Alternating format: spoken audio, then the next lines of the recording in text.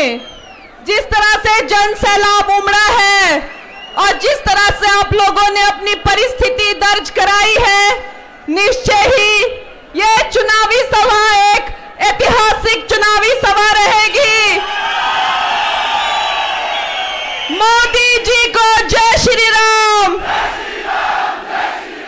मोदी जी को जय श्री राम, जय श्री राम।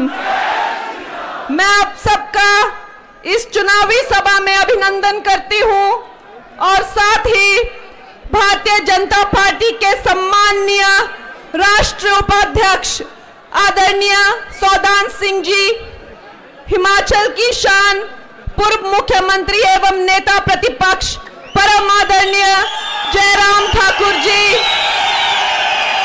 भारतीय जनता के कर्मठ जुझारू प्रदेश अध्यक्ष आदरणीय डॉक्टर राजीव बिंदल जी, मंच पर विराजमान सभी सम्मान्य विधायक गण, पूर्व मंत्री गण एवं विधायक गण, समस्त पदाधिकारी गण, सम्मानित मंच, मंडी संसदीय क्षेत्र के सभी कार्यकर्ता साथियों, जिन्होंने इस भव्य कार्यक्रम में उपस्थित पूरे मंडी संसदीय क्षेत्र के प्रभारी देवतुल्य जनता का मैं इस छोटी काशी मंडी पधारने पर हार्दिक अभिनंदन करती हूं, स्वागत करती हूं। साथ ही हमारी इलेक्ट्रॉनिक एवं प्रिंट मीडिया के सभी साथियों का मैं अभिनंदन करती हूं, स्वागत करती हूं। दोस्तों, आज मेरा मंडी की बेटी, हिमाचल की बेटी का नामांकन हुआ है। मंडी जिसे छोटी काशी कहा जाता है, आज इस ऐतिहासिक दिन पर जब मैंने मंडी से नामांकन किया है, पहली बार सरकाघाट मंडी विधानसभा की किसी बेटी को इस तरह का एक मौका मिल रहा है। और आज के इस दिन पर हमारे परम पूजनीय यशस्वी प्रधानमंत्री जी ने भी बड़ी काशी से अपना नामांकन किया है। इसके लिए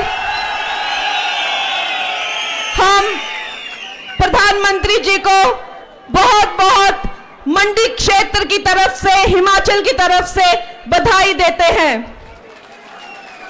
भाइयों और बहनों, इतिहास जब भी दोहराया जाएगा, ये कालखंड न कि सिर्फ भारत उद्धार, भारत के विकास, प्रगति, अस्मिता और आत्म सम्मान का ही नहीं, महिला सशक्तिकरण के लिए ये एक युग, ये कालखंड हमेशा एक स्वर्णिम काल कहलाएगा। आज जब द्रौपदी मुर्मू जैसी आदिवासी महिला, जो सामान्य जनजाति से होकर, आदिवासी जनजाति से होकर एक बहन, एक माता, विश्व की सबसे बड़े लोकतंत्र की सबसे बड़ी पद को धारण करती है, राष्ट्रपति बनती है, समस्त महिलाओं का सम्मान बढ़ता है। आज महिलाएं चंद्रयान और मंगलयान जैसे मिशन का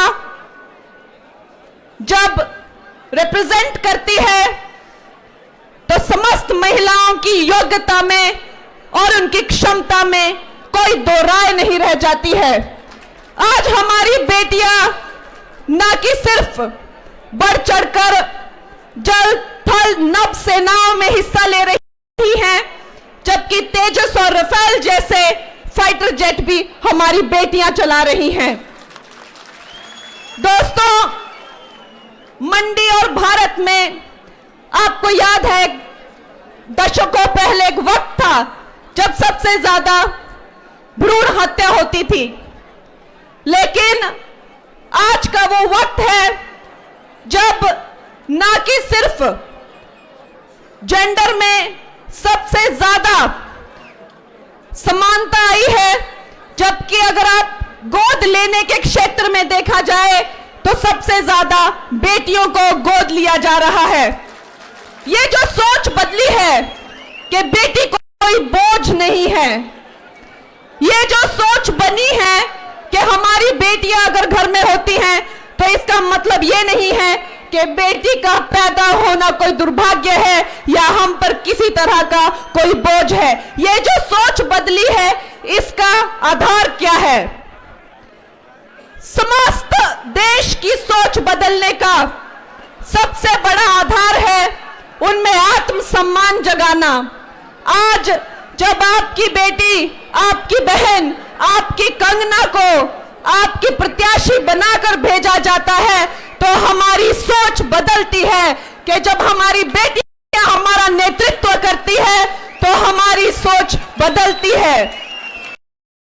जब हमारी बेटियां देश में आगे बढ़ती हैं और देश का नेतृत्व करती है तो समस्त महिलाओं का और बेटियों का मान और सम्मान बढ़ता है।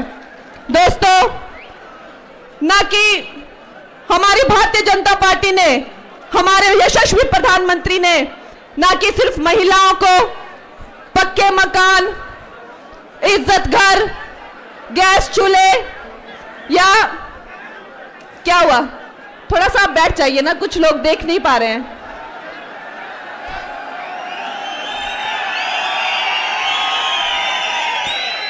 बैठ जाओ थोड़ी।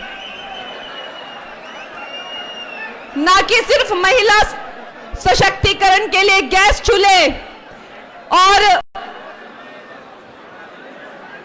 उनको एक सुरक्षित वातावरण दिया गया है, बल्कि हमारे प्रधानमंत्री जी की सोच है कि अगर हमारी बेटियों में आत्मविश्वास आएगा और उनकी जो व्यवसायिक क्षमता को भी अगर उपयोग में लाया जाएगा तो समस्त भारत जो है वो वृद्धि करेगा। अब वो हमारी बहनों के लिए लखपति दीदी की योजना के अंतर्गत हर बेटी, हर बहन जो है वो अपना व्यवसाय कर पाएगी और जो इस क्षेत्र में आगे बढ़ेंगी उन्हें लाखों रुपए कमाने का मौका दिया जाएगा, उन्हें व्यवसाय स्थापित करने का मौका दिया जाएगा। जो हमारे ग्रामीण क्षेत्र की बहनें हैं उन्हें आधुनिकीकरण से खेती करने का मौका मिलेगा। एक ड्रोन जिसकी कीमत लाखों में होती है, वो ड्रोन हमारी बहनों को देकर आधुनिकीकरण की दृष्टि से जो है उन्हें खेती करने का मौका मिलेगा। दोस्तों, ये संभव हुआ है सिर्फ और सिर्फ मोदी जी के कालखंड में, क्योंकि अवश्य ही उन्होंने अपनी माता को संघर्ष करते हुए देखा है। एक गरीब मां जिसने अकेले संघर्ष करके अपनी संतान को न कि सिर्फ पाला बड़ा, उसके अंदर देशभक्ति, आत्मसम्मान और आत्मनिर्भरता की जो भावना है वो कूट कूट के भरी है। आज जब मंडी की एक बेटी आगे आती है तो मंडी की समस्त हमारी जितनी भी पहाड़ी बहनें हैं, हमारी माताएं हैं, हमारा सम्मान जो है पूरे विश्व में बढ़ता है। और इसका और भी बड़े स्तर पर जो देखने को मिलेगा 2029 के चुनावों में, जब महिला आरक्षण बिल लागू होगा और 68 सीटों में से 22 सीटों पर हमारी महिला एमएलए लड़ेंगी और ऑफिस ज्वाइन करेंगी।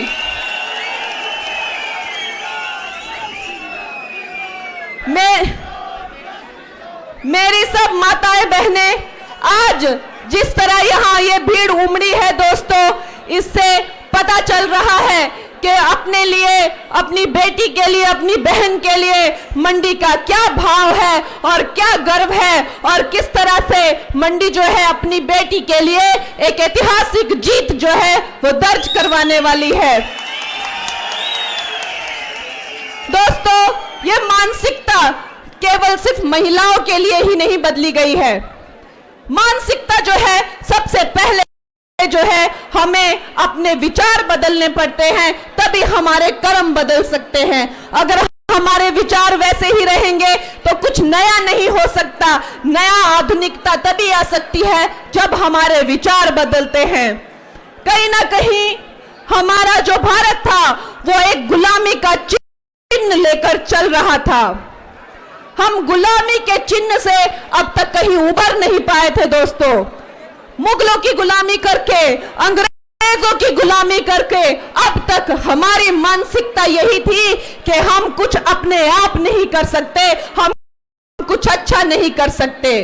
जो देश अपने इतिहास से नहीं सीखता है वो कभी अपना भविष्य नहीं बना सकता है। जो देश कभी अपने महापुरुषों को सम्मान नहीं देता वो देश कभी और महापुरुष नहीं बना पाएगा।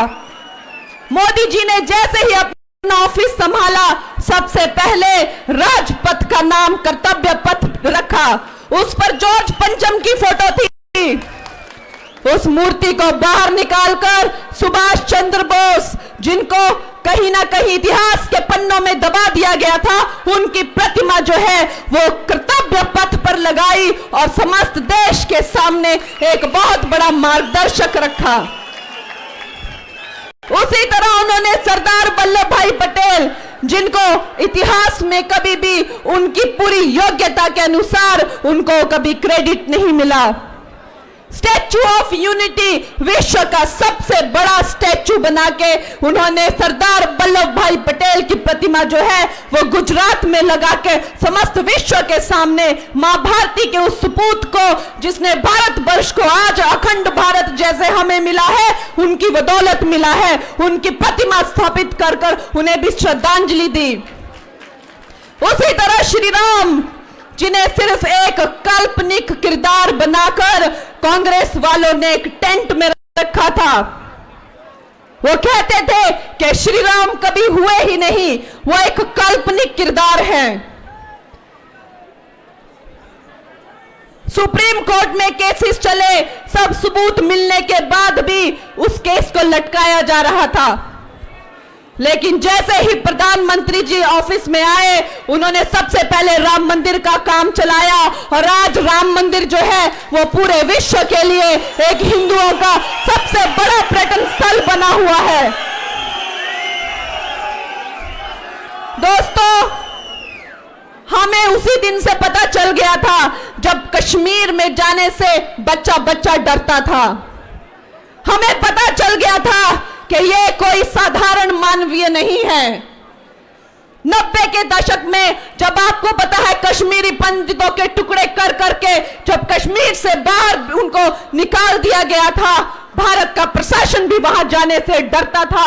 उस वक्त नरेंद्र मोदी जी ने झंडा उठाकर ऐलान करके वहां पे चौराहे पे झंडा गाड़ा था और भारत माता के नारे लगाए थे। उस दिन 90 के उस दशक में यह भारत समझ गया था कि यह कोई साधारण मानव नहीं है, ये मनुष्य जो है वो भारत का भारत भाग्य विधाता बनेगा और एक दिन जो है भारत का उद्धार करेगा। आज उन्होंने 370 जो है कश्मीर से हटा दिया गया है और कश्मीर में भी भारत का ही संविधान आजादी के इतने वर्षों बाद अब लागू किया गया है। और पीओके में तो यह आलम है कि वहां पे गृह युद्ध चल रहा है, इसलिए नहीं कि उन्हें अपना एक देश बनाना है, इसलिए नहीं कि उन्हें वहां पे अपनी सरकार चलानी है, इसलिए कि उन्हें वहां पर नरेंद्र मोदी की सरकार चाहिए, इसलिए कि उन्हें भारत का एक हिस्सा बनना है। दोस्तों, तलवार के दम पर नहीं, किसी और डर पर नहीं, आज नरेंद्र मोदी पूरे विश्व का जो मार्गदर्शन है वो सुविचार के दम पर, सनातन के दम पर और भाईचारे के दम पर कर रहे हैं। आज हम G20 में देखते हैं उसका वो पूरी तरह से सफल निर्देशन करते हैं, मार्गदर्शन करते हैं। आज अगर विश्व के सारे नेताओं को खड़ा किया जाए एक लाइन में तो सबसे ज्यादा परसेंटेज जो है योग्यता और लोकप्रियता के आधार पर नरेंद्र मोदी की आती है, 78% नरेंद्र मोदी जी की आती है। ऐसे यशस्वी प्रधानमंत्री, ऐसे युग पुरुष जिनका जन्म इस देश के उद्धार के लिए हुआ है, ना वो अपनी जेब में कुछ रखते हैं, ना वो अपने अकाउंट में कुछ रखते हैं, ना उनके कोई आगे है ना उनके कोई पीछे है। दोस्तों, वो दिन में सिर्फ एक टाइम का खाना खाते हैं और सिर्फ 3 घंटा सोते हैं और देश और देश और देश के सिवाय और कोई वो बात नहीं करते हैं। निश्चय ही अगर इस देश में राम के चरित्र से बढ़कर कुछ है तो वो राम भक्त है और ऐसा राम भक्त जो कि राम का ही अंश है, हमारे लिए ये बहुत ही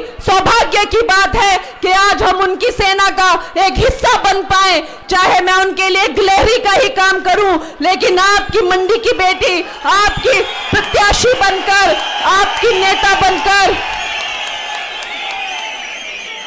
आपकी हमारी मंडी से जब एक ऐसी ऐतिहासिक लीड लगेगी कि जिसकी चर्चा जो है वो दिल्ली में होगी, तो निश्चय ही आपकी बेटी आपके हिमाचल के लिए बहुत ज्यादा गौरव और बहुत ही ज्यादा यश लाएगी। जहां तक हिमाचल की उन्नति की बात है, मोदी जी ने अपनी जिंदगी का एक बहुत बड़ा कालखंड हिमालय में तपस्या करते हुए बिताया है। उन्होंने अपनी जिंदगी का एक दशक हिमाचल में काम करते हुए, एक कार्यकर्ता के रूप में काम करते हुए बिताया है। दोस्तों, इसमें कोई दो राय नहीं है कि आधुनिकीकरण की दृष्टि से, विकास की दृष्टि से हिमाचल में बहुत काम करने को है, लेकिन मोदी सरकार ने कीरतपुर मनाली हाईवे से लेकर बाकी और जयराम जी की सरकार में 5000 किलोमीटर की सड़कें, एक ऐतिहासिक रिकॉर्ड जो इन्होंने बनाया है वो किसी से छुपा नहीं है।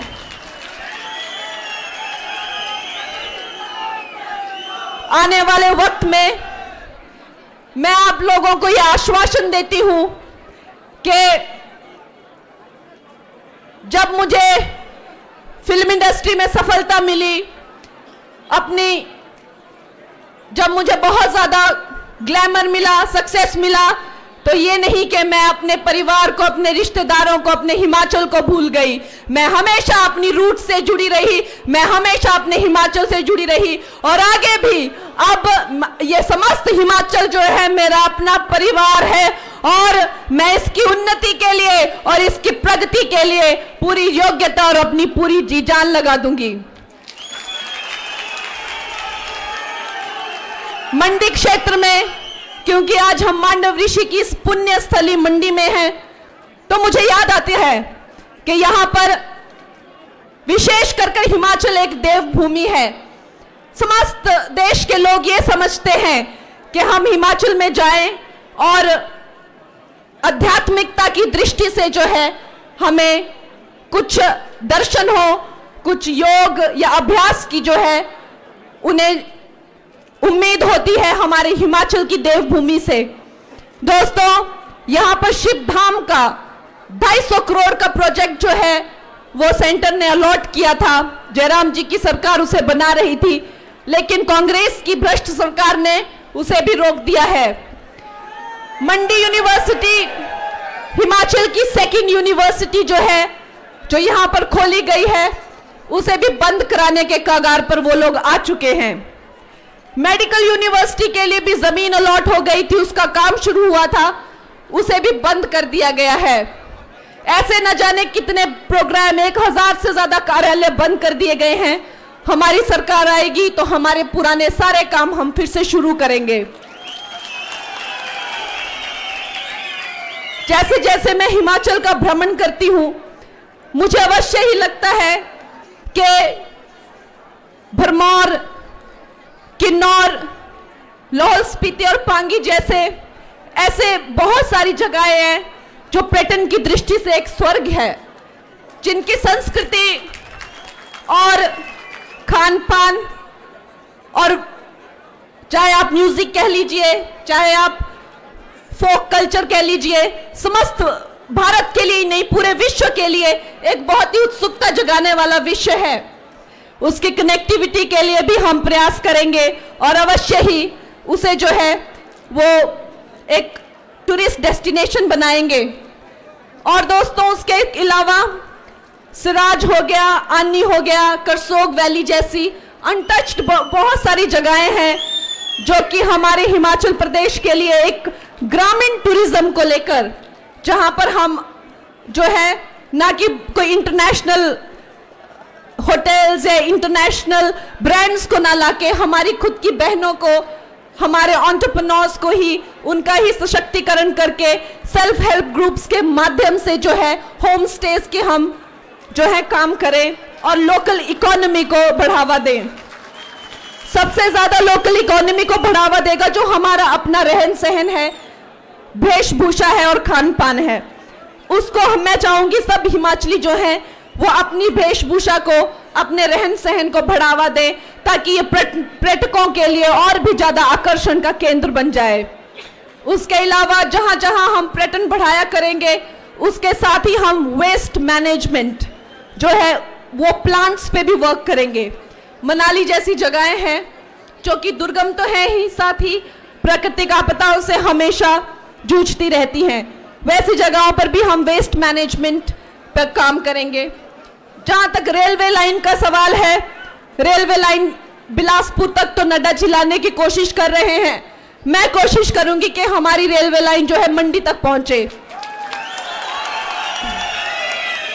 और साथ ही मनाली में हमने कोशिश की थी कि एक एयरपोर्ट खोला जाए, लेकिन अगर मनाली में संभव ना हुआ तो अवश्य ही मंडी में जो एयरपोर्ट का काम सुखू गवर्नमेंट ने रोक दिया है, 1000 करोड़ उसके लिए अलॉट भी हुआ था, उसको हम दोबारा से शुरू करेंगे।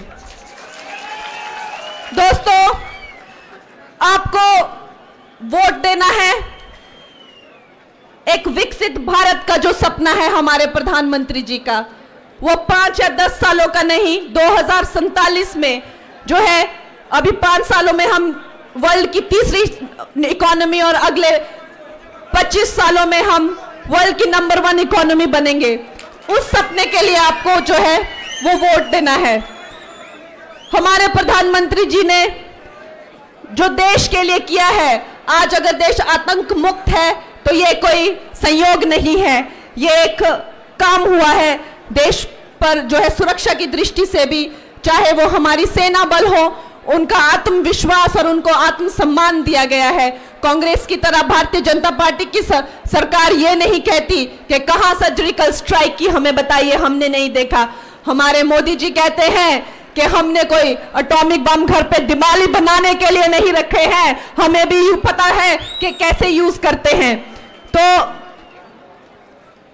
दोस्तों, आज गर्मी भी बहुत है और आप बहुत भारी मात्रा में जिस तरह से आए हैं, मैं यही कहना चाहती हूं कि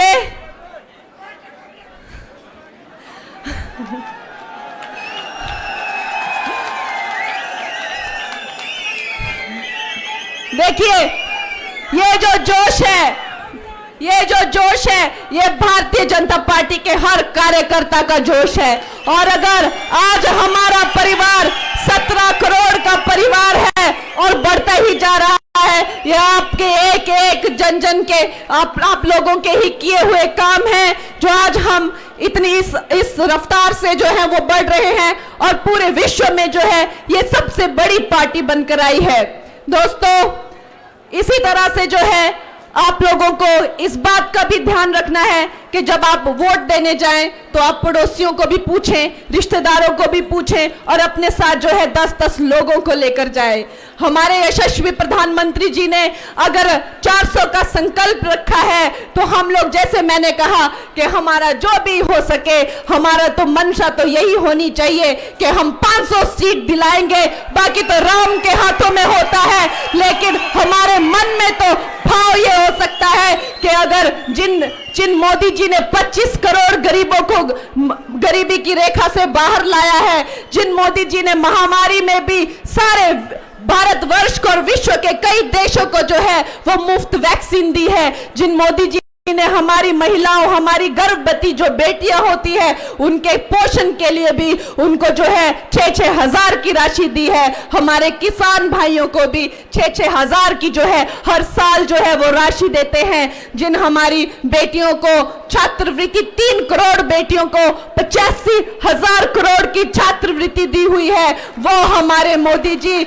जिन्होंने एक रैंक और एक पेंशन के लिए जो है 75 हजार करोड़ से ज्यादा राशि दी हुई है। ऐसे यशस्वी मोदी जी जिनकी गारंटी का डंका आज पूरा विश्व मानता है, ऐसे इस मां भारती के सपूत के लिए मैं चाहती हूं कि मेरे हिमाचल के सारे मेरे भाई बहन, सारे मेरे, जो मैं तो सोचती हूं आप सारे ही मेरे रिश्तेदार हैं, आप लोगों की ही वजह से मैं आज यहां पर ही हूं। आपका विश्वास, आपका प्यार और आपकी जो मुझसे उम्मीदें हैं, अपेक्षाएं हैं, उन्होंने आज मुझे यहाँ यहाँ लाया है। अब आप ही को मुझे आगे लेकर जाना है और अपनी बेटी को लोकसभा में पहुंचाना है।